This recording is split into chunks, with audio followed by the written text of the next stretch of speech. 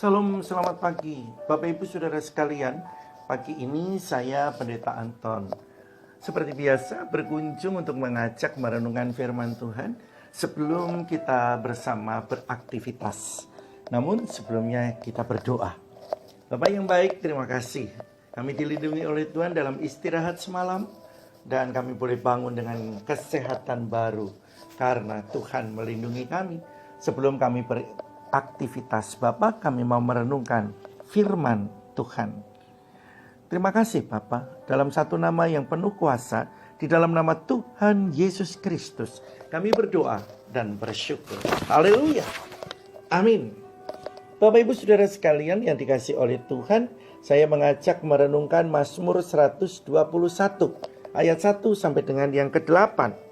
Namun seperti biasa, saya membaca satu ayat dari Mazmur 121 ayat yang pertama. Demikian bunyi firman Tuhan. Aku melayangkan mataku ke gunung-gunung, dari manakah akan datang pertolonganku? Saudaraku yang dikasihi oleh Tuhan, meskipun Daud telah dipilih oleh Tuhan menjadi raja bagi bangsa Israel, tetapi Daud pun dalam kehidupannya tidak terluput dari yang namanya masalah. Daud harus dikejar-kejar oleh Saul. Daud menjadi ancaran dan incaran dan hendak dibunuh oleh musuhnya. Bahkan anaknya yang bernama Absalom memberontak kepadanya. Daud bisa saja menjadi stres karena banyaknya tekanan dan masalah yang dihadapinya. Dan dalam hatinya ia sering bertanya seperti ini. Dari manakah akan datang pertolonganku? Meskipun Daud banyak menghadapi masalah dan tekanan dalam hidupnya, tetapi Daud tidak pernah putus asa. Ia tetap memandang kepada Allah yang telah memilihnya. Ia lebih percaya kepada Allah daripada mengandalkan manusia. Ia mempercayai Allah sebagai sang pencipta yang berkuasa melakukan segala perkara. Dan di dalam hati Daud sering berkata, pertolonganku ialah dari Tuhan yang menjadikan langit dan bumi. Berikut ini terdapat bukti-bukti Allah yang meliputi kehidupan Daud. Yang pertama, kakiku tidak dibiarkan goyah. Ayat yang ketiga dan keempat, artinya saudara-saudara, Tuhan tidak akan membuat kaki kita goyah sebesar apapun masalah yang sedang kita hadapi. Selalu ada kekuatan Tuhan yang menopangnya. Yang kedua, saudara-saudaraku, tangan Tuhan itu, tangan kanannya menaungi kita. Tangan kanan kita dinaungi oleh Allah.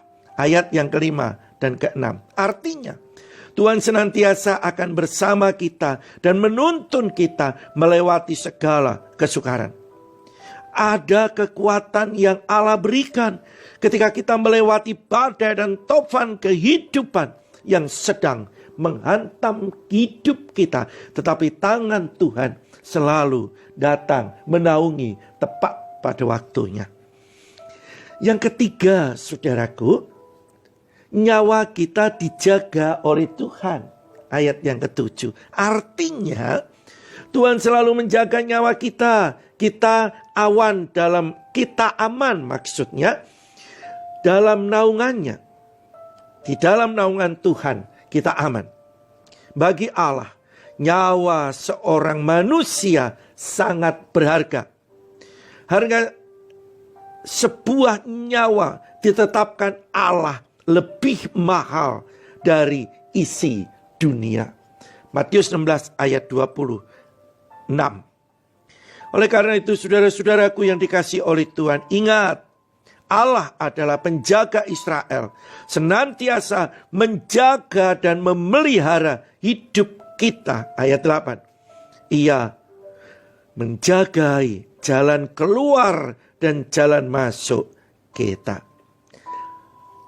Tuhan adalah penjaga kita yang tidak pernah terlelap dan terpejam siang dan malam. Haleluya. Selamat beraktivitas. Selamat berkarya.